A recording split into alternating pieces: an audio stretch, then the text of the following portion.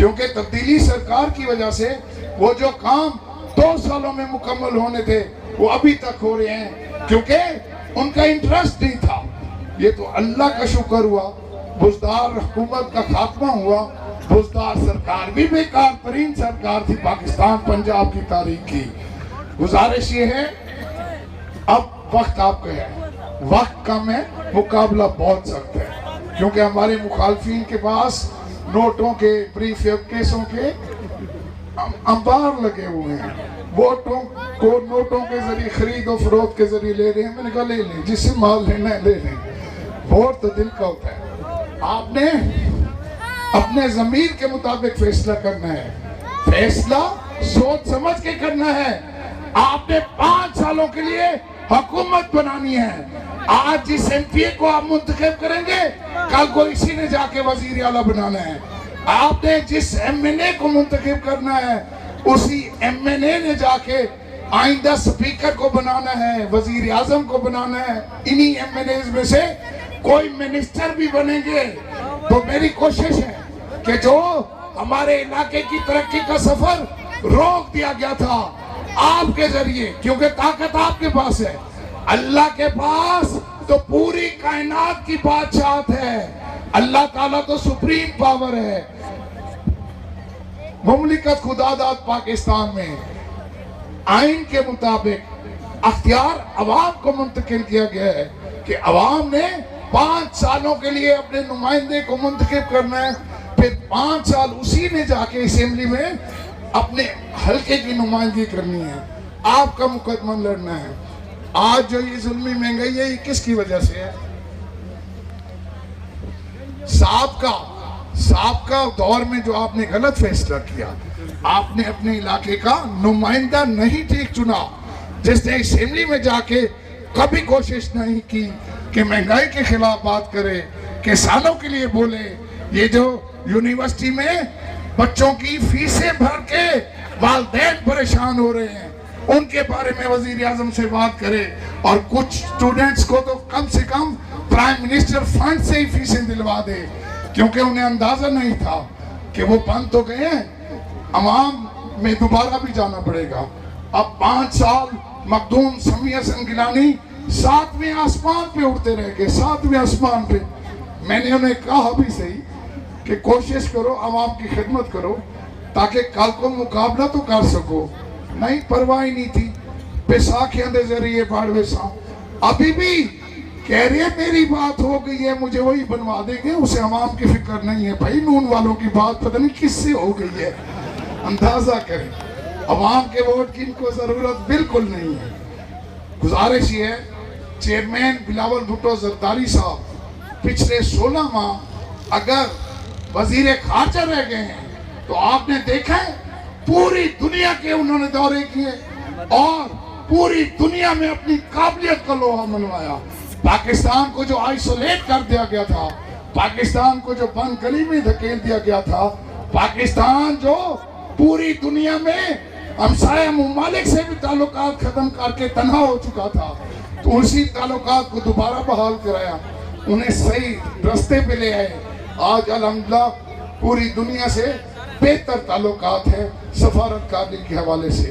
तो आपने देखा आज 5 फरवरी के हवाले से यौम यकजहती कश्मीर भी है।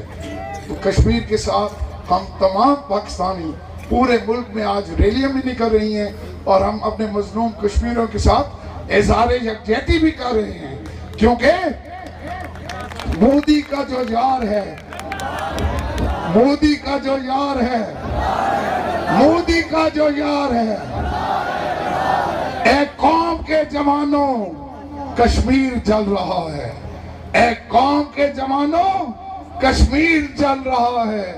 अंगारों की बारिश सर पे बरस रही है, शौलों की तेज लौ से खुशबू झुलस रही है, आंख रो रही है, हर दिल पिघल रहा है।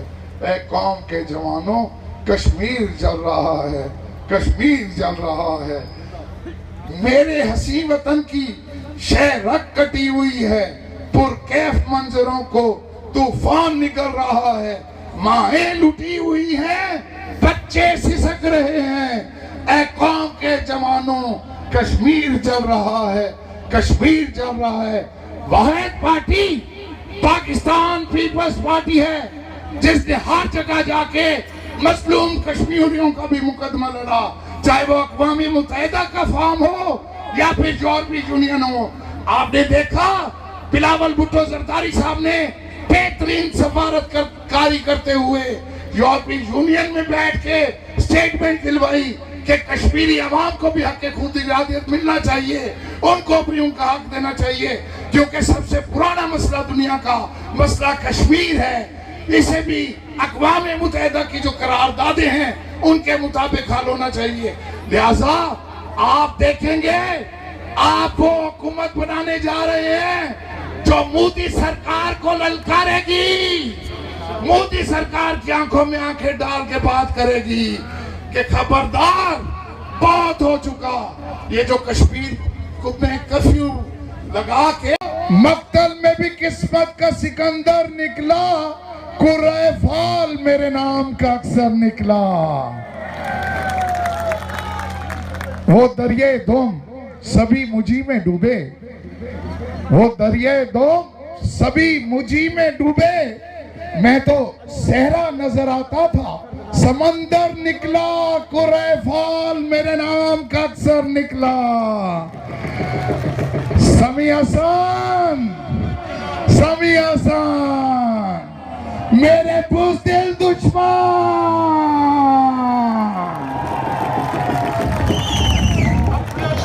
तू तो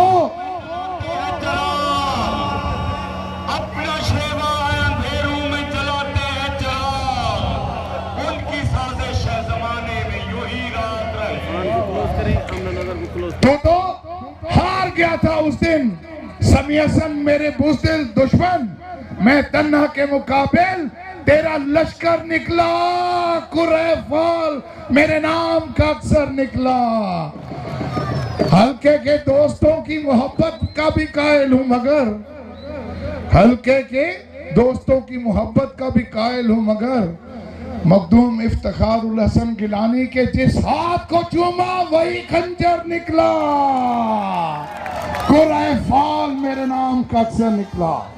सबसे पहले मैं सैयद आदिल शाह साहब का, खान रियाज अहमद खान साहब का और इनकी तमाम टीम का जिन्होंने आज इतना आलीशान इंतजाम किया, इनको शाबाश देता हूँ।